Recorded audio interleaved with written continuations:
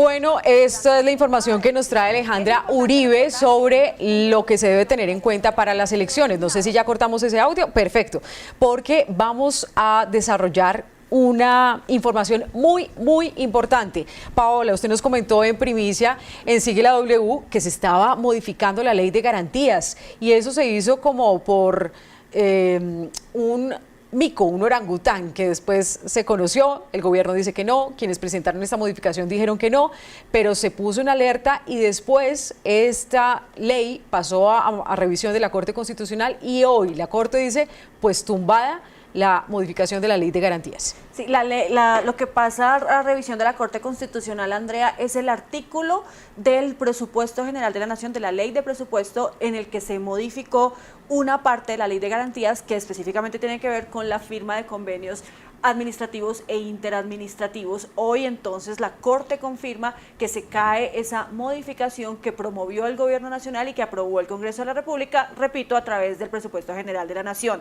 Eso, como usted lo decía, lo contamos entonces en septiembre del año pasado cuando se estaba debatiendo el presupuesto en el Congreso de la República, se incluyó esa modificación y aunque se sabía que era inconstitucional, aunque se sabía que esto iba a pasar, pues se permitió seguir adelante, se aprobó así y se dio vía libre a la firma de los convenios en época preelectoral. Sí. Pero pues los detalles de lo que ha decidido la Corte los tiene Luz Helena. Sí, Luz Helena Fonseca se conecta a esta hora con nosotros en Sigue la W Digital. Luz Helena, detalles de su primicia y lo que acaba de decidir la Corte Constitucional.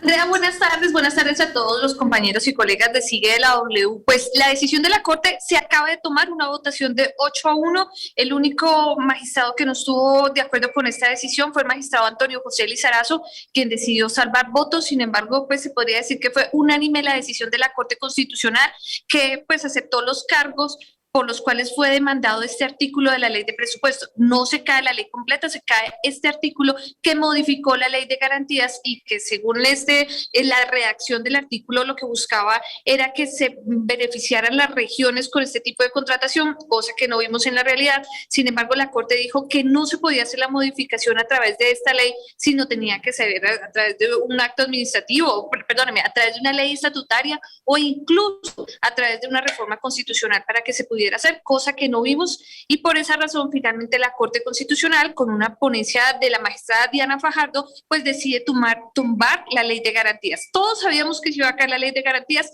La novedad de la Corte Constitucional, que fue el pulso más fuerte dentro de este tribunal, fue que se tomó la decisión con efectos retroactivos. ¿Qué significa que con efectos retroactivos? Que se tendrá que revisar toda la contratación que se realizó durante las fechas de la ley de garantías y se tendrían que liquidar los contratos. Incluso se está asegurando que muchos de esos contratos tienen que devolver el dinero.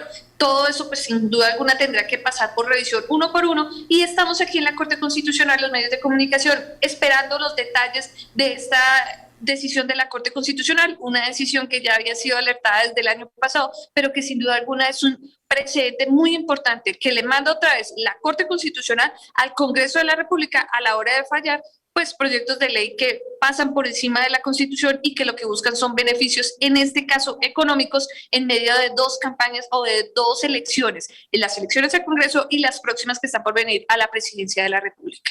Luz Helena, muchas gracias por su primicia y Paola, esto se convierte en un chicharrón para el gobierno, sí, porque entonces sí, tienen que empezar a mirar todo de ahí, de hoy para atrás. Pues mira, Andrea, le tengo el dato aquí en este cuadrito que vamos a mostrar ya en nuestra pantalla, precisamente cuántos son los convenios administrativos e interadministrativos que se han firmado. Desde el 29 de enero que empezó o que entró en vigencia la ley de garantías, y que se supone entraba también el tema de la prohibición de la firma de estos contratos o convenios, hasta la fecha, usted está viendo ahí, son 746 convenios que han firmado 159 entidades públicas por un valor total de 796.000 millones de pesos, casi que nos acercamos al billón de pesos en la firma de estos convenios. ¿Sabe de cuáles, por ejemplo, son unos de los que se han firmado, de los que más se han firmado? Los convenios, los famosos convenios Sacúdete del Ministerio del Interior, que siguieron pues adelantándose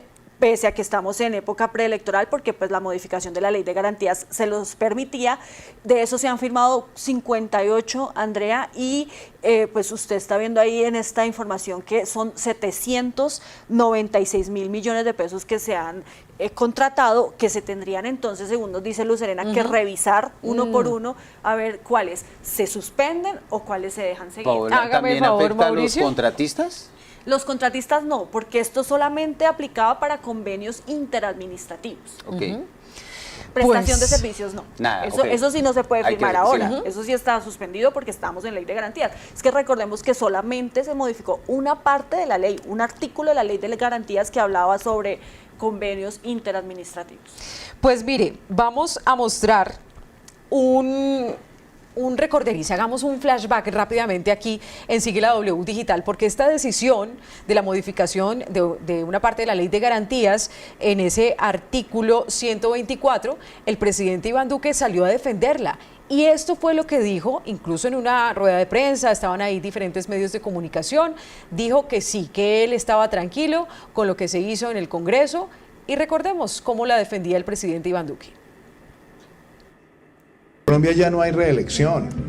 En Colombia, al no haber reelección, tenemos una circunstancia distinta. Pero además, miremoslo en este otro contexto. Piense usted en los alcaldes y gobernadores de este país que se eligieron y que tomaron posesión en enero del año 2020 y que les ha tocado llevar un año y medio enfrentando también una pandemia que les ha truncado también muchas de las aspiraciones y programas. Entonces, si usted mira lo que sería limitar por 6 meses su capacidad de firmar convenios y después lo que le tocaría enfrentar en los 6 meses antes de su elección, quiere decir que perderían un año adicional a las afectaciones que ya han sufrido por parte de la pandemia. Esto era el presidente Iván Duque. Iván Duque, como presidente de la República, defendiendo esa modificación a una parte de la ley de garantías. Pero recordemos lo que decía el entonces senador del Centro Democrático, Iván Duque, cuando no estaba de acuerdo con esta modificación de la ley de garantías en época preelectoral. ¿Cómo estamos ahora? Ha eliminado, usted podría decir en teoría, la reelección, pero usted está habilitando con esto la reelección de los partidos y está poniendo en situación de indefensión a los partidos minoritarios como lo vivió México durante 70 años con un régimen de partido. Entonces permite que la contratación estatal se adecúe en función de los intereses del partido de gobierno y eso lacera la democracia colombiana.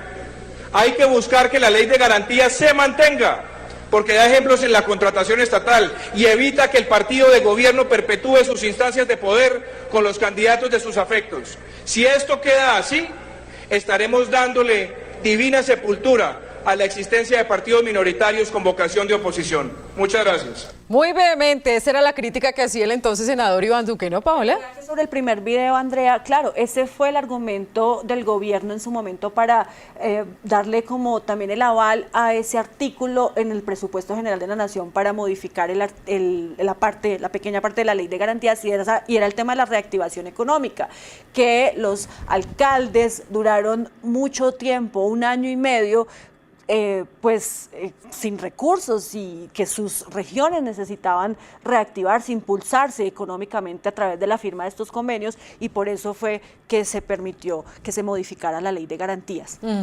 Pues bien, finalmente entonces la Corte tumba esta modificación a esa parte de la ley de garantías y lo que nos decía Luz Helena es que una de las magistradas con la ponencia decía que esa jugadita el Congreso le habría hecho un gol al país aprobando vía ley ordinaria un asunto de ley estatutaria que requiere el control previo de la Corte. Pues conozcamos entonces las reacciones a esta noticia del momento que va a tener un despliegue grandísimo porque es un golpe grande para el gobierno.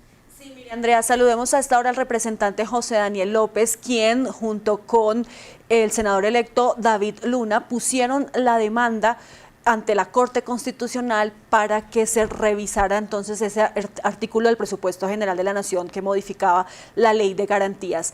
Representante, gracias por estar con nosotros y bueno, ¿qué opina usted entonces sobre esta decisión que está tomando ahora la Corte? Paola, buenas tardes, un saludo para Andrea, para la mesa de trabajo y los oyentes de la W. Yo creo que la justicia cojea pero llega.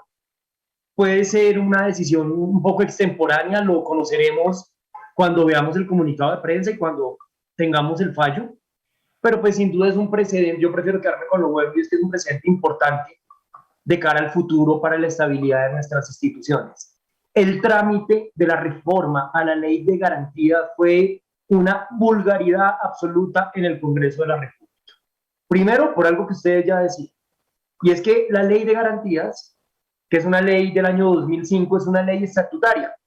¿Qué significa que sea estatutaria? Significa que es una ley de mayor jerarquía, más importante que una ley común y corriente, porque trata sobre derechos fundamentales.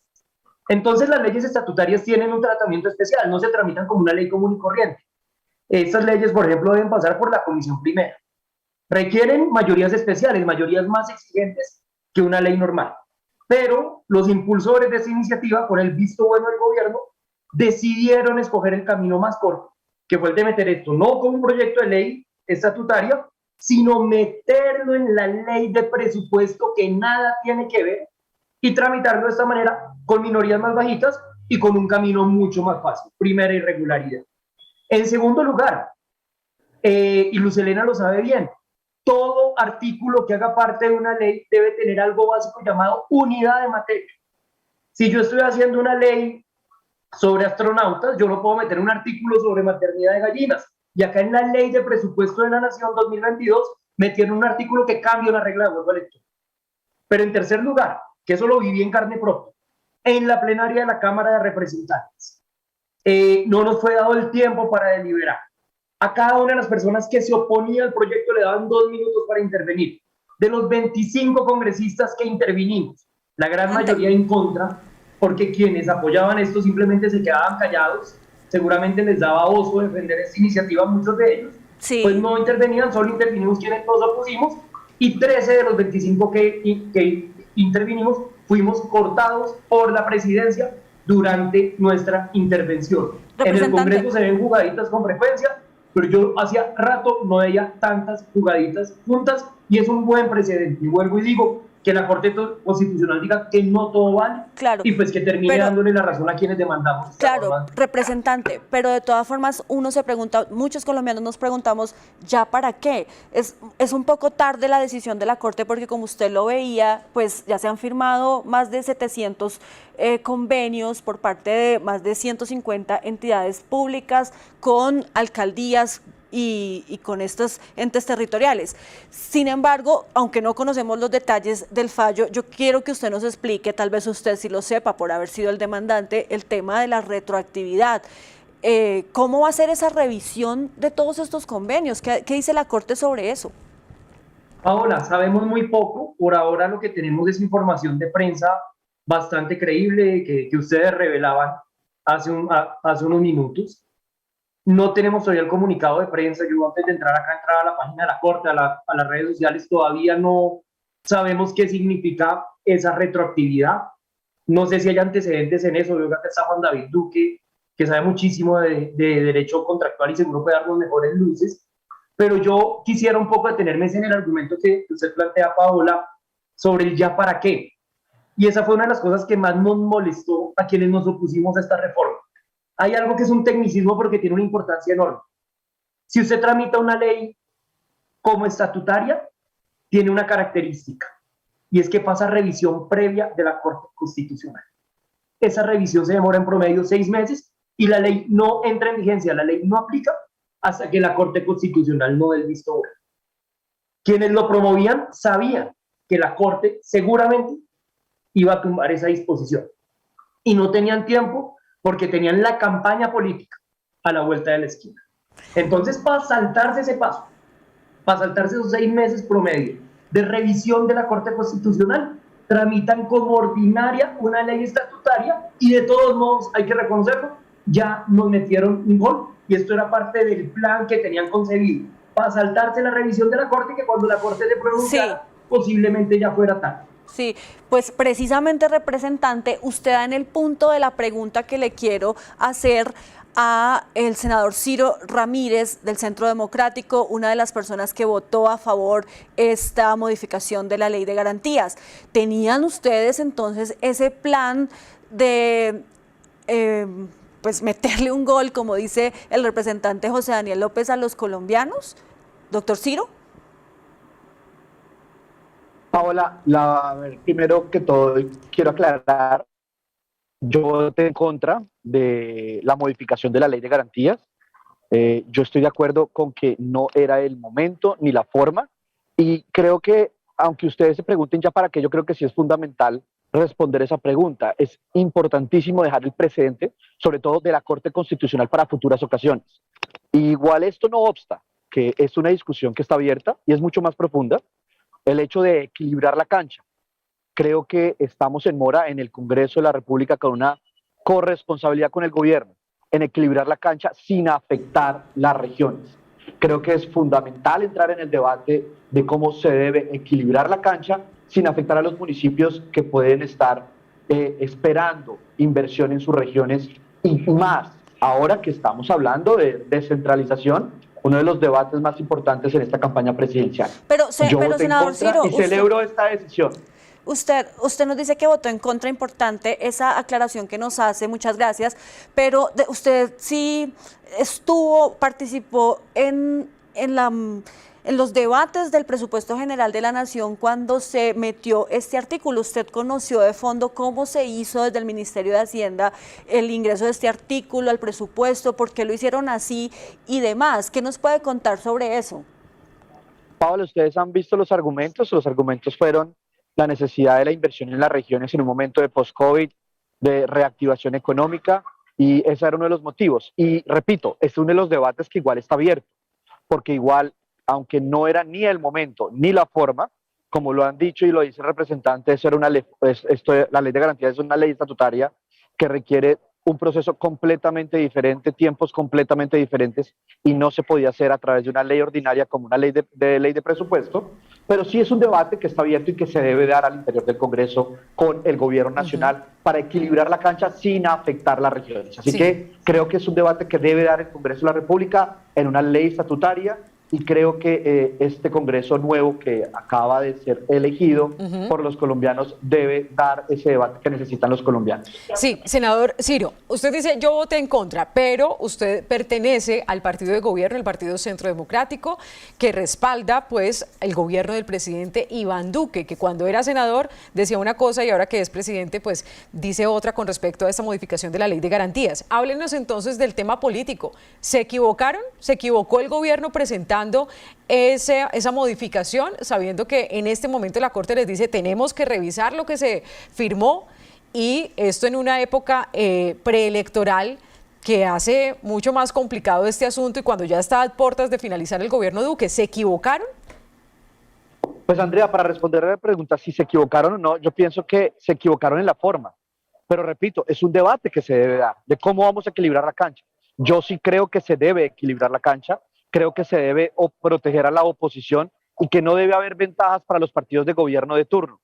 Pero sí creo que no era la forma, pues porque obviamente, y creo que queda clara con esta sentencia, o por lo menos lo que conocemos a través de informes de prensa, que no era a través de una ley ordinaria. Y creo que es a través de una ley estatutaria como se debe dar ese debate y de cómo debemos equilibrar la cancha sin perjudicar a los colombianos, a las regiones. Y yo también quiero aclarar algo. Creo que la mayor inversión en esta época de campaña no fue tanto por el gobierno, sino por las gobernaciones y los municipios. Obviamente también entra el gobierno, porque aquí también es como una hipocresía. ¿Por qué? Porque usted puede poner la ley de garantías, lo que usted va a ver es que las firmas de todos los convenios interadministrativos van a ser firmados la noche anterior de entrada en vigencia, lo cual ocurrió en el caso del gobierno. La noche anterior se firmaron para no ver una cantidad de ton la noche antes, que se debe hacer de cara a los colombianos y de una forma decente para que no se perjudique ni a los colombianos, equilibrando la cancha, porque sí estoy de acuerdo que se debe equilibrar la cancha y proteger a los minoritarios y a la oposición. Sí, pues precisamente el representante José Daniel López mencionaba que también tenemos con nosotros a esta hora a Juan David Duque.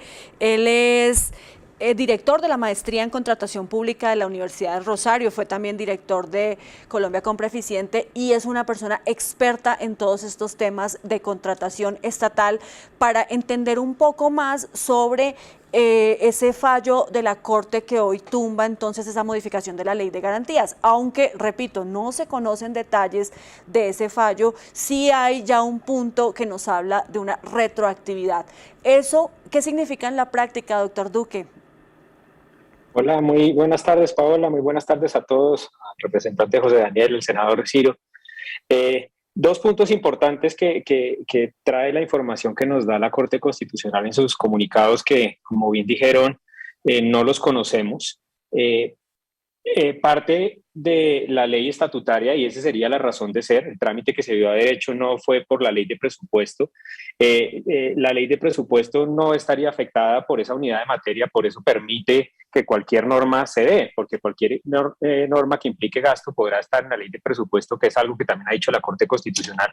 Por eso se conoce en el ambiente académico como la ley del arbolito de Navidad, que cabe cualquier cosa. Entonces ese tema podría ser ya cerrado. Lo otro que estudia la Corte que podría tener mucha complicación es los efectos. Y uno podría tener dos tipos de efectos, unos inmediatos, es decir, sale la sentencia y de ahí en adelante, cuando se comunique y surta sus efectos, no se podría llegar a contratar más a partir de la ley, que pues no tendría ningún sentido hacerlo tanto tiempo después. Teniendo en cuenta eso, los efectos inmediatos van a tener, los efectos retroactivos son los que van a tener la decisión que hace importante lo que hace la Corte Constitucional. Recordemos que lo que hace la ley de presupuesto en el artículo que se modifica es quitar la oportunidad de que los entes territoriales pudieran hacer convenios interadministrativos en ese plazo de 6 meses anterior a las elecciones de Congreso. Es decir, desde noviembre a marzo no se podría llegar a contratar y es por eso que esa ley permite ya en el presupuesto nuevo que se pudieran hacer este tipo de convenios. Que sea retroactivo significa, y ya en aspectos propios que nos dice el comunicado, que los efectos, la información de prensa, que son inmediatos, que eso implica entonces que son retroactivos. Esto implica entonces que deberán retrotraerse los efectos. Convenios, sí. Las alcaldías y gobernaciones deberán devolver recursos y poder ver los contratos que se derivan, cómo también se terminan y puedan resolverse porque carecen de base jurídica desde orden legal y ya dado por la Corte Constitucional. Doctor Duque, lo que se viene, Mauricio. Doctor Duque, pues justamente sobre eso quiero ahondar un poquito más la devolución de los recursos. Ya hay contratos que están en ejecución. Paola nos decía que son más de 700 contratos, cerca ya de 1 billón de pesos. Esos contratos, esas obras que ya están en ejecución, si toca devolver el dinero, ¿qué pasa ahí? Los contratistas tienen que dejar la obra abandonada y devolver la plata o hasta demandar, o hay alguna salida que ellos puedan hacer algo para que puedan terminar esta obra y los recursos pues no se comprometan, no se pierdan. Que se deriven, ¿cómo es el aspecto mecánico de los contratos? Se hace un convenio con un municipio, se establece entonces que se juntan recursos o hay una unidad ejecutora en el municipio o en el departamento. Estos hacen el proceso de selección y contratan a una persona. Todo lo que de ahí se derive estaría viciado de nulidad porque incumpliría ya el precepto de la Corte Constitucional. Entonces, en el contrato en que estemos, en un contrato de obra o en un contrato de interventoría, tendrá que terminarse en el mismo momento y liquidarse.